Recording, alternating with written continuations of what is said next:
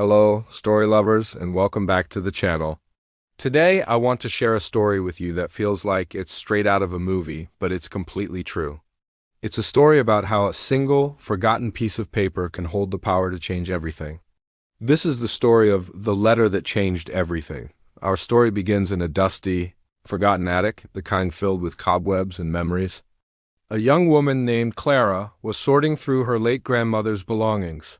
It was a bittersweet task, each box a time capsule of a life well lived.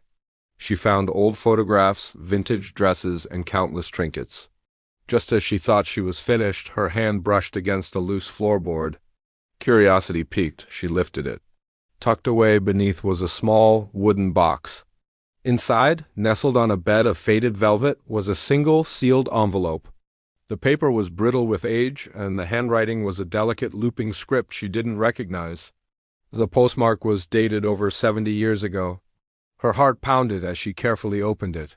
The letter wasn't addressed to her grandmother. It was written asterisk by asterisk her to a man named Arthur. Clara had never heard of him. The letter was a confession of love, a passionate, heartfelt declaration. Her grandmother wrote about their secret meetings under the old willow tree by the lake, their shared dreams of traveling the world, and a painful decision she was being forced to make. Her family, disapproving of Arthur's humble background as a simple farmer, had arranged for her to marry a wealthier man, Clara's grandfather. The letter was a desperate plea, asking Arthur to meet her one last time, to run away with her. It ended with the words, "If you are not there, I will know your heart has moved on, and I will live the life chosen for me. Forever yours, Eleanor." Clara was stunned. The grandmother she knew was a pillar of quiet dignity, devoted to her husband and family. This passionate, rebellious young woman in the letter was a stranger. But the most heart-wrenching part was a small, tear-stained note at the bottom, added in what looked like a hasty scrawl. He never came. It seemed this letter was never sent. Her grandmother must have written it, lost her nerve, and hidden it away, along with her secret love. Clara imagined her young grandmother waiting under that willow tree, her heart breaking with every passing minute, before resigning herself to a different future. This discovery sent Clara on a quest. She needed to know what happened to Arthur. Was he still alive? Did he ever know how her grandmother truly felt? Her search began at the local library, sifting through old town records and archives. The name Arthur was common, but Arthur, a farmer from that specific era, narrowed it down. After weeks of dead ends, she found a lead, an old land deed for a farm on the outskirts of town, sold by an Arthur Ainsworth about a year after the letter was written. He had sold his family farm and, according to a small notice in a local newspaper, had enlisted in the army. The trail went cold for a while. Military records from that time were hard to access, but Clara was persistent. She posted the story without revealing personal names on a local history forum online. Days later, she received a message. It was from a woman who said her great-uncle was named Arthur Ainsworth and had served in the war. He had lived in a neighboring state his entire life after returning. He never married and had no children. The woman said he was a quiet, gentle soul who loved to garden and rarely spoke of his past. With a mix of excitement and trepidation, Clara got his address. She wrote a letter of her own, explaining who she was and what she had found. She included a copy of her grandmother's letter, feeling it was a story he deserved to know. A week later, she received a phone call. An elderly man's voice, frail but clear, was on the other end. It was Arthur. He was 94 years old. He told Clara he had been waiting for this call his entire life. He invited her to visit, and Clara immediately booked a flight. Walking up to his small, neat house felt surreal. Arthur, a kind-faced man with eyes that held a lifetime of stories, greeted her at the door. He held her grandmother's letter in his trembling hand. He led her to a sunlit room filled with plants and books. And then he told her his side of the story. He had loved Eleanor with all his heart. He knew her family disapproved, but he believed their love was strong enough. He told Clara that on the very day Eleanor was supposed to meet him under the willow tree, he was involved in a terrible accident on his farm. A piece of machinery had malfunctioned, and he was badly injured. He was hospitalized for weeks, unable to move or send word to her. By the time he recovered, he heard that Eleanor was engaged. Believing she had given up on him and chosen a different life, he was heartbroken. He thought she had never truly loved him enough to wait. With nothing left for him in their hometown, he sold his farm, enlisted, and tried to build a new life, carrying the quiet ache of his lost love. He never looked for her, assuming she was happy. He had never stopped loving her. He then walked over to a small desk and pulled out a worn leather wallet. Inside, tucked into a hidden fold, was a faded, black-and-white photograph of a young, smiling woman. It was Clara's grandmother, Eleanor. He had carried it with him for over 70 years. In that moment, Clara understood the immense power of a single, unsent letter. It wasn't just paper and ink. It was a crossroads of two lives. One accident, one misunderstanding, had created two separate paths that could have been one. Arthur wasn't bitter. He was just grateful. Grateful to finally know the truth that she had loved him, that she had chosen him, and that only fate had kept them apart. For Clara, it was a profound lesson. It changed how she saw her grandmother, not as just a matriarch, but as a woman with a deep, passionate history. It also changed how she saw her own life. She realized we can't wait for the perfect moment. We have to speak our truth, share our feelings, and never leave important words unsaid. Clara and Arthur stayed in touch, forming a beautiful friendship. She would call him and share stories about her grandmother, and he would tell her more about the young Eleanor he had known. A few months later, Arthur passed away peacefully in his sleep. His grandniece told Clara that in his final days he seemed more at peace than she had ever seen him. He had finally found the closure he had unknowingly sought his entire life. Clara's discovery didn't just uncover a secret. It healed a 70-year-old wound and brought peace to a man who had been waiting a lifetime for a letter that was never sent. It is a powerful reminder that the stories hidden in our families are often the most extraordinary ones. And sometimes all it takes is a little bit of searching to change everything. Thank you so much for joining me for this incredible story today. It really makes you think, doesn't it? What stories might be hiding in your own family's past? If you enjoyed this video, please give it a thumbs up. And do not forget to subscribe and hit that notification bell so you don't miss our next adventure into the stories that shape us. Until next time, stay curious. Have you ever driven past a stranger on the side of the road and felt that little pull, that whisper asking you to stop? Most of us keep going, our minds already on our next destination, our schedule's tight. I used to be the same way. Until one rainy Tuesday changed everything. I was driving home after a ridiculously long day at work. The rain was coming down in sheets, the kind that makes the windshield wipers feel utterly useless. My only goal was to get home, change into dry clothes, and forget the day ever happened. That's when I saw him. He was an older man, standing by a beat-up sedan with its hood up, steam or smoke billowing into the damp air. He was soaked to the bone, his thin jacket plastered to his frame. He wasn't holding a sign or trying to flag anyone down. He was just standing there, looking at his engine with an expression of complete and utter defeat. Car after car swished past him, sending up waves of dirty water. I was one of them at first. My foot stayed on the gas. Someone else will stop, I told myself. I don't know anything about cars. What could I even do? The excuses piled up. It's late. It's dangerous. I'm tired. But as I drove on, his image was burned into my mind. The slump of his shoulders, the rain dripping from his gray hair. I couldn't shake it. It felt wrong. A mile down the road, I did something I'd never done before. I took the next exit, looped back around, and got back on the highway, going the other way.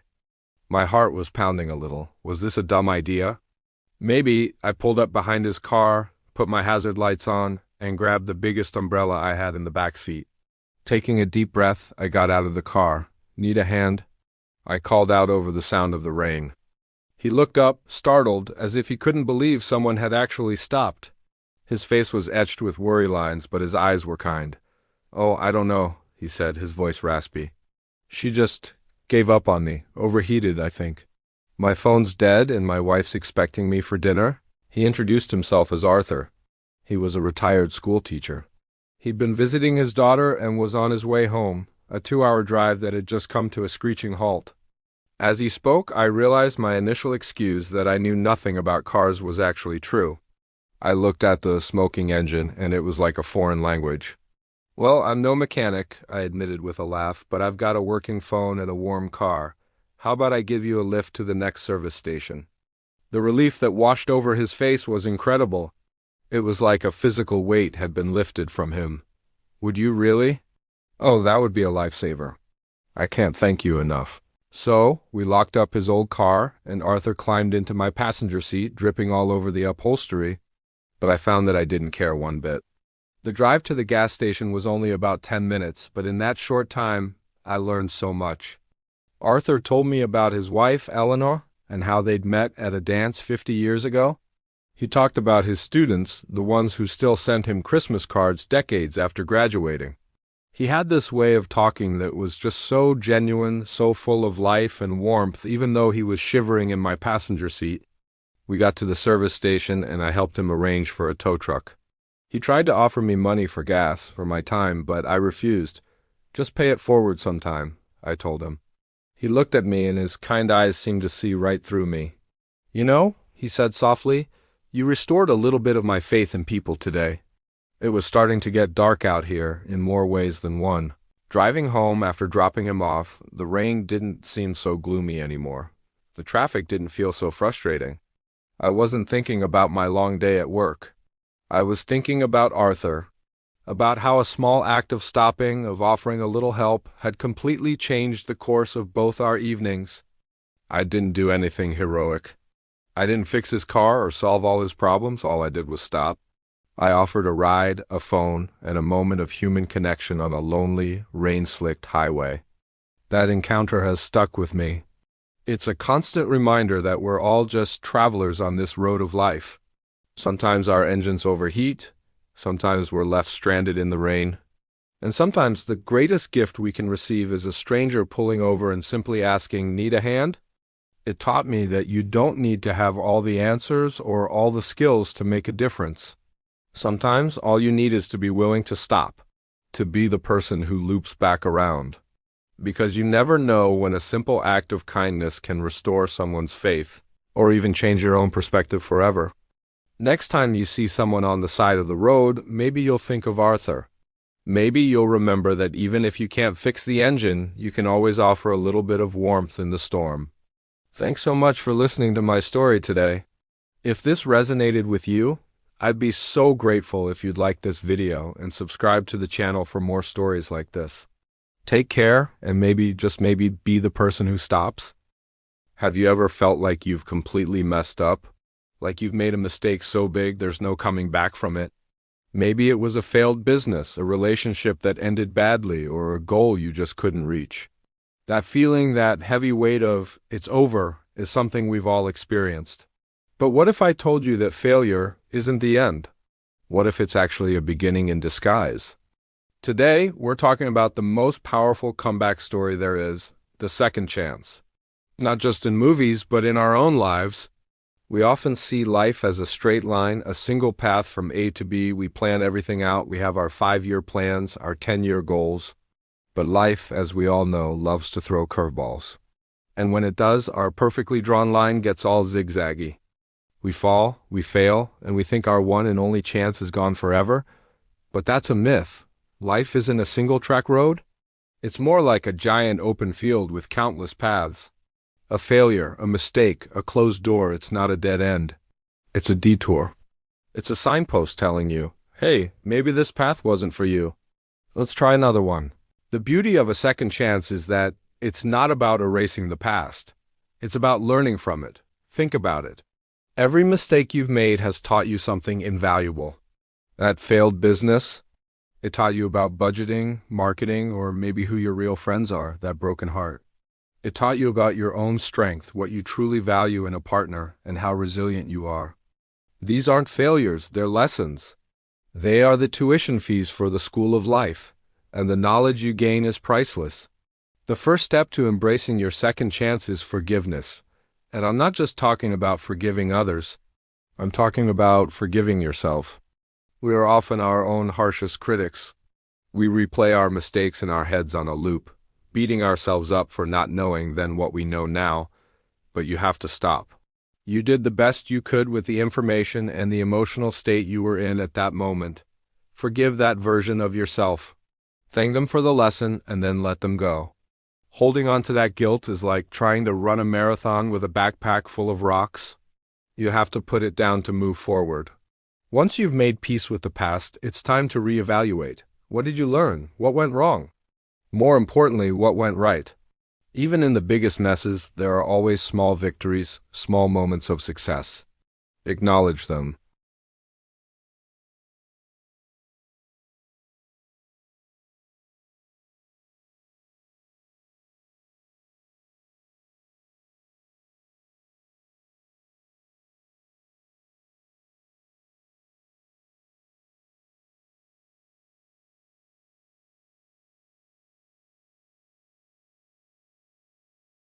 J.K. Rowling was a single mother living on benefits before Harry Potter was accepted by a publisher, after being rejected a dozen times. Colonel Sanders faced countless rejections for his chicken recipe before KFC became a global phenomenon. Their stories aren't about getting it right the first time. They're about the relentless pursuit of a second, third, and even 100th chance. They understood that no isn't a final answer. It's just a request for a different approach. Your second chance might not look like you imagined. Sometimes the universe closes a door just to show you a window you never even noticed was there. Maybe your dream of being a professional athlete gets derailed by an injury, but in recovery, you discover a passion for physical therapy, helping others heal. Maybe your dream company rejects you, but it pushes you to start your own, creating something that is uniquely yours. The second chance is often a redirection to a path that is more aligned with who you are truly meant to be. It's about being flexible and open to possibilities you hadn't considered before. And remember, you don't have to do this alone. Reach out to friends, family, or a mentor. Sometimes just talking about your feelings of failure can lift a huge weight. And if you feel like that weight is too much to carry, it's a sign of incredible strength to seek professional help. Talking to a therapist or counselor can provide you with the tools and support you need to navigate your comeback. There's absolutely no shame in asking for help. It's one of the bravest things you can do. So, what is your second chance going to be? What dream have you put on a shelf because you thought it was too late? What mistake are you still punishing yourself for? I want you to take a moment right now and think about one small step you can take today towards that second chance. It doesn't have to be a giant leap. It could be as simple as writing down a new idea, sending an email, or forgiving yourself in the mirror. The past is a place of reference, not a place of residence. You've learned your lessons, you've paid your dues. Now it's time to step back into the arena. This time, you're not the same person who fell. You're stronger, you're smarter, and you're armed with the powerful knowledge of experience. Your second chance isn't just a possibility. It's a promise. It's your story, and the best chapter is the one you're about to write. The comeback is always stronger than the setback. Thank you so much for spending this time with me today. If this message resonated with you, I'd be so grateful if you hit that like button and subscribe to the channel for more content to help you live your best life. Remember, it's never too late to begin again. Now go out there and claim your second chance.